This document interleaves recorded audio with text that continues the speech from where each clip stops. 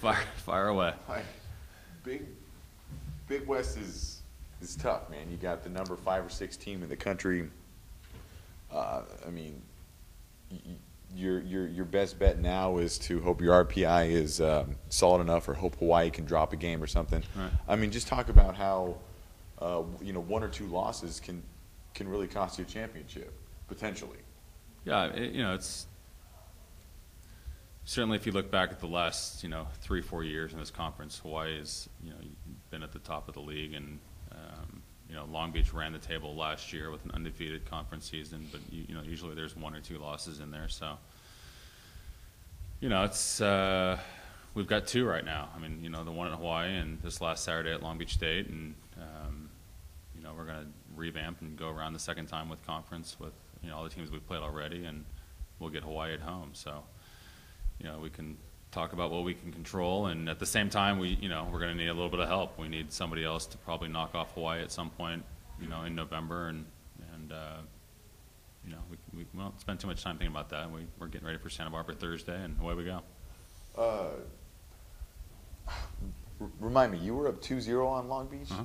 and then you lost in the 5th by 2, right? Yeah, we were up 2-0, 22-19 in the 4th, and 13-10 in the 5th.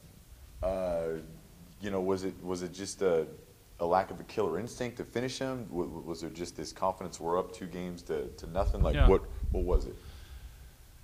I don't really get the sense. I was talking to the players a little bit yesterday and today about it, just to check in and see where they're at mentally with things. I mean, obviously, it was such a switch of emotions, I think, for them at the end of that match. I mean, here we are, up 2-0. Even in the 4th set, it was Long Beach. I'll give credit to them. They certainly played better in the 3rd and the 4th sets to get it to that 5th set. I didn't get the sense from our team at all that it was nerves or kind of waiting or wishing the match was just kind of be over after the first 2 sets. It's always interesting to kind of gauge your team in the locker room after the split, at the break after 2 sets, and kind of see how we were doing. And we were calmed and relaxed and obviously they were feeling pretty good about themselves, which I certainly take away as a confidence thing. I mean, I don't think it was an indicator for how we played in the 3rd set necessarily.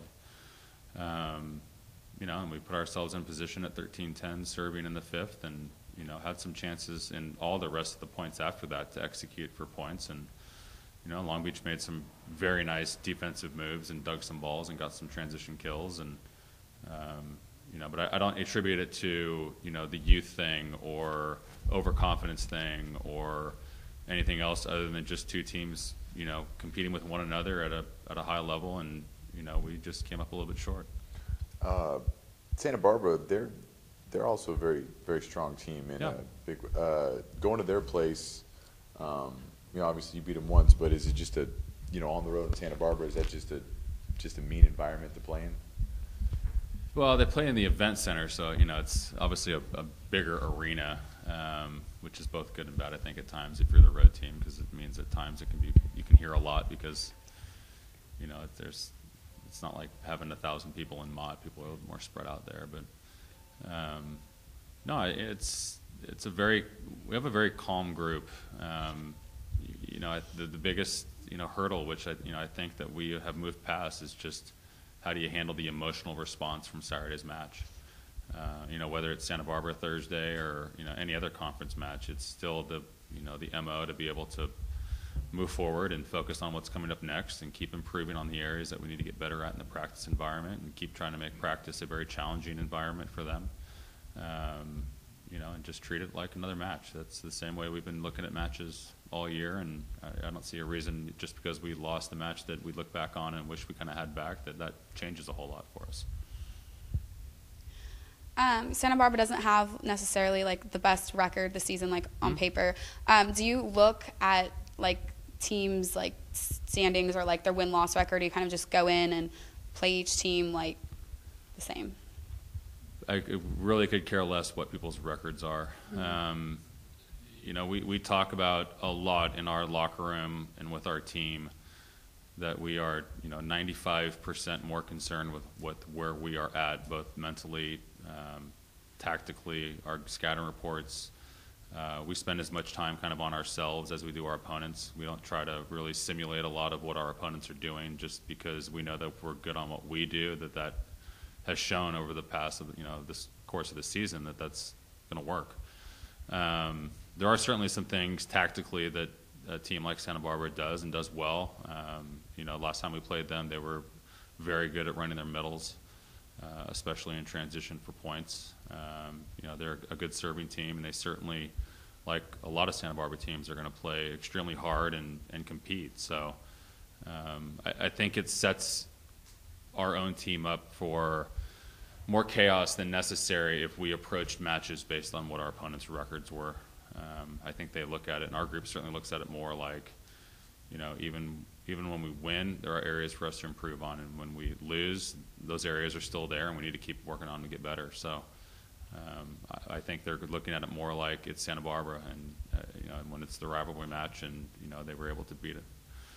Santa Barbara here at home earlier on in the season, I think they look at it like this is another chance to go down, and we get another opportunity to put on jerseys and go play great. So that's what we're going to spend our time focusing on.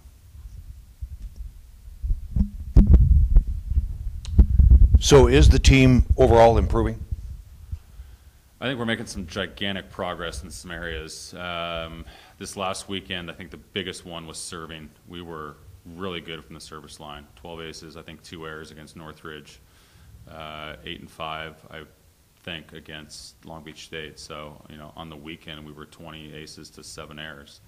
And that's just counting the ones that were, automatic points, not counting the ones that are, plus pass, minus pass situations. So we spend a lot of time on serving in practice because I think it's a very valuable skill and one that certainly can cause a lot of problems and a lot of chaos and obviously score you points without doing a whole lot other than just one contact. So that's, I think, the biggest area that is easily seen just through stats in terms of, how we're executing. I think we're making some very good progress in terms of the mental side too, and just how consistent the girls are with, playing at a certain level, regardless of score, regardless of opponent, regardless of location. And so, again, it was good to see against Northridge after the first 2 sets where we were a little up and down, and then come out in the third set and play a very, consistent high-level set in the third to really kind of seal the deal there. And even for the sets against Long Beach State, the first 2 sets, the first set, I think we ended up hitting negative in the first set. So it wasn't like it was an offensive barrage by either team.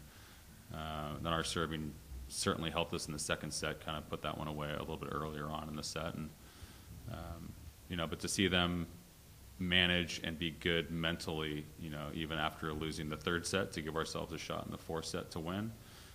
And even after being up 2-0 and going 5, there were a few matches even last year where we were in that position, and the mentality and the vibe and the feel from the group is significantly different this year than it has been in the past. In the past, it would have been more kind of chaos and freak out and, oh my gosh, we're going 5. And this year's team is much more calmer and much more understanding that the match is over and when a team wins 3 sets.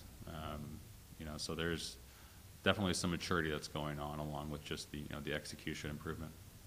To qualify for the NCAA tournament, is there a set rule? Is it just the top team or the top 2 teams, or how deep do they go? They take all the conference champions, whether that's the regular season. Some conferences have conference tournaments at the end, so the winner of that gets an automatic. So it's similar to basketball in that regard.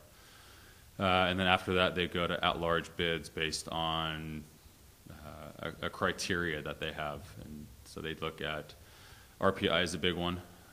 It's one of the factors that they look at to determine, teams from different conferences, how well they did against common opponents, certainly strength of schedule, record. There are committees that meet and decide on the Sunday after Thanksgiving, who the at-large teams are going to be. So the best thing we can do is just keep moving forward and get ready to compete Thursday, and we'll get to that when we get to that. Typically, how many go from the Big West? It depends on how far back you want to go. Historically, the last couple of years, 1, maybe 2. It's a challenge this year, I think, for our conference, simply because our conference did not have one of its better non-conference seasons. So there are a fair amount of teams in our conference right now with losing records, which certainly doesn't help anybody's RPI, whether it's ours or even Hawaii's, because everyone's playing RPI teams that are below them. So I think it's something that needs to be highly scrutinized when it comes to, the selection committee and the NCAA to look at it and go, there are teams in these conferences who you have no choice if you're going to play them. We have to play them because they're in our conference. So, in some regards, I don't want to say you're always being penalized, because I know for a fact that those schools and those coaches are trying to become the best programs they can be. But if you look at, the middle bottom of the Pac-12, for example, those teams' RPIs are going to be higher simply because they're playing against teams whose RPIs are in the top 10, 15 because of their conference. So it certainly puts, more of the mid-major conferences at a disadvantage, especially when it gets to, the conference schedule, so to speak, in terms of how teams do in the preseason. And those teams can schedule, however you want to. So it depends on whether or not you're scheduling for wins. Are you scheduling for competition to get ready for conference matches? How do you juggle kind of the preseason scheduling? And teams even look at, for next year, I'm going to base those matches that we want to play on this year's RPI. Well, there's no guarantees that the team that you think is going to be good next year is, going to be good. So, there's no real formula to it. It's not a rocket science thing that you can just look up and go, okay, we need to play these teams, because there's so many factors that are involved. But, the best thing, and I think the thing that we are, continually looking at, is just we want to keep playing better teams because we believe that we're improving. So we want to, continue to schedule tougher non-conference opponents for a couple of reasons. One, I think I know our players like it. They want to go out and compete against the best teams that they can play against. Recruits like it. They want to know that you're going to go out and challenge against, good teams in your non-conference schedule. And it helps the conference and it helps our program just to be able to go out in the preseason and enter conference with the highest RPI possible, because once you get to conference, it's hard to kind of fluctuate it more than about 20 to 30 points up or down either way. So just because it's a double round robin and everyone's going to play each other twice. So Thank you. yeah. Thanks.